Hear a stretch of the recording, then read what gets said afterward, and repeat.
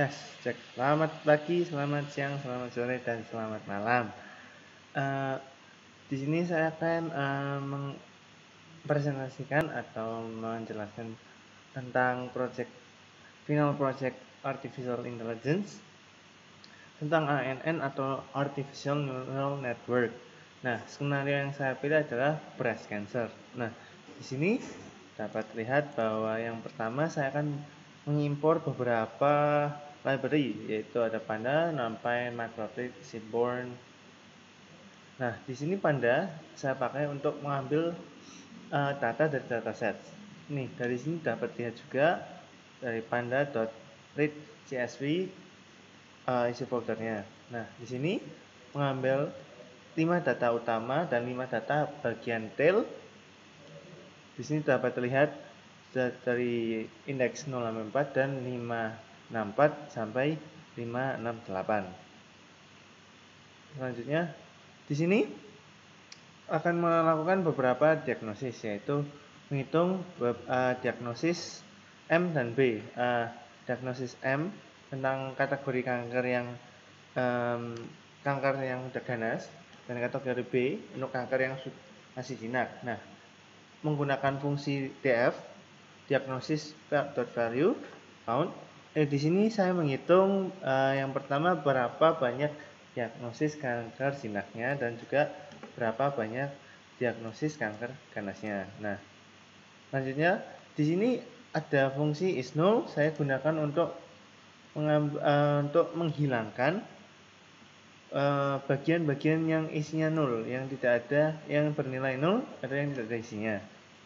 Kemudian lanjutnya itu saya akan melakukan drop atau yang nol ini, yang isinya nol, yang tidak ada isi, dihilangkan. Selanjutnya di sini akan mengambil beberapa variabel, ada 2 variabel, yaitu independent dan dependent. Nah, untuk independennya saya buat sebuah string kosong yaitu x dan dimasukkan ke dalam string x tersebut variabel independennya. Nah, sementara variabel dependent atau variabel tergantungnya saya masukkan ke dalam array y. Dan di sini juga y di print untuk menghasilkan beberapa variabel, dapat melihat variabel dependent atau variabel tergantung. Nah, variabel tergantung ini kenapa kok dikatakan tergantung? Karena yang pertama itu diambil dari ini, radius mean, texture mean, diameter mean, and etc. Kemudian setelah itu kita di sini saya melakukan import label encoder untuk dari skill learn processing untuk mengencode, untuk melakukan pengubahan data ini menjadi data biner, data 0101, kurang lebih seperti itu. Kemudian di sini juga dari skill learn dan model selection import train test split. Di sini saya akan split untuk variable trainingnya dan variable testingnya, ujiannya. Nah, selanjutnya dari sini, dari skill and processing juga melakukan standar scalar. Nah, kenapa kok standar scalar? Nah, standar scalar itu dilakukan untuk apa? Untuk mempersingkat, untuk meminimalisir waktu yang digunakan pada prosesnya, karena proses ini akan memakan banyak sekali waktu, dan ini menggunakan fungsi standar scalar untuk mengepres atau meminimalkan waktu. Kemudian kita lakukan untuk ANN, kita lakukan visualisasi juga menggunakan keras. Kita import kerasnya, keras model, sequential, dense, etc. Kemudian di sini ada sequential, ada classifier. Di sini di mana hidden layer atau neural network, artificial neural network itu merupakan sebuah kecerdasan buatan yang bergantung pada beberapa layer, lapisan yang tersembunyi. Nah, di sini dibuat kurang lebih ada 3 layer yang digunakan untuk melakukan pembelajaran. Nah, di Di sini juga telah terlihat bahwa ada 3 layer.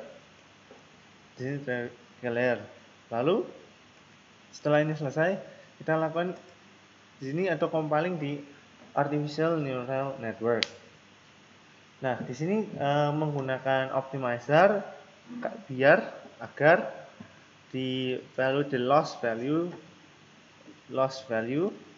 tidak terlalu tinggi, jadi masih dapat diperkirakan dihitung. Lalu kita melakukan fitting neural network kita, melakukan fitting dari X-train, Y-train, batch size selama 100 masa. Di sini dapat terlihat kurang lebih selama 72 masa. Di sini dapat lihat kurang lebih selama 100 masa. 100 epochs, approximate epochs sudah terjadi akurasi yang tinggi 0.9799, approximately 0.98% atau 98%, kurang lebih akurasi yang dihasilkan dari neural network tersebut. Nah, kemudian kita akan melakukan testing dari data-data, kan dipisah dari train set and data test set. Nah, kita akan melakukan tesnya. Nah, prediction tersebut kita masukkan, lalu kita ganti untuk nilai true and false, nilai 0 dan 1-nya. Dilakukan di sini converting value. Lalu lanjut. Nah, dari sini kita akan melakukan juga scoring tentang berapa akurasinya, dan juga kita akan melakukan sebuah visualisasi menggunakan confusion matrix. Nah, untuk akurasinya sendiri dapat lihat bahwa sampai angka 0,976, hampir 0,98.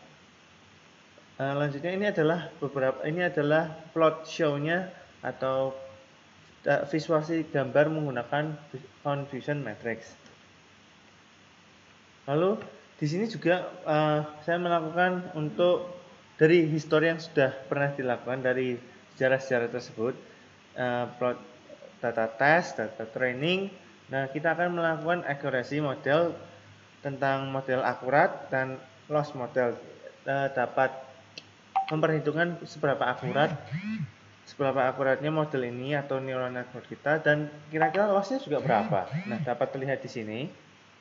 Yang ini model akurasi kita, ternyata bahwa model akurasi kita itu hampir 100% dan tetapi tidak mencapai angka 100%. Walaupun terjadi dari 100 kali percobaan, pada percobaan 0 sampai 40 atau di antara 20 sampai 40, model akurasi kita akan sangat naik, menjulang naik tinggi, tapi ketika di angka 40-an sampai 100, model akurasi ini tidak pernah menyentuh angka 1 atau angka 100. Nah, kemudian ini adalah model loss kita. Seberapa besar kesalahan yang kita dapat, kesalahan prediksi kita seberapa besar sih? Nah, dari sini terlihat juga bahwa kesalahan dari yang besar itu semakin lama semakin menurun menurut masa ini. Tapi tentu saja tidak akan mencapai angka 0. Sampai situ saja yang bisa saya jelaskan tentang ANN atau Artificial Neural Network. Sekiranya ada salah, saya mohon maaf. Selamat pagi, selamat siang, selamat sore, dan selamat malam. Peace.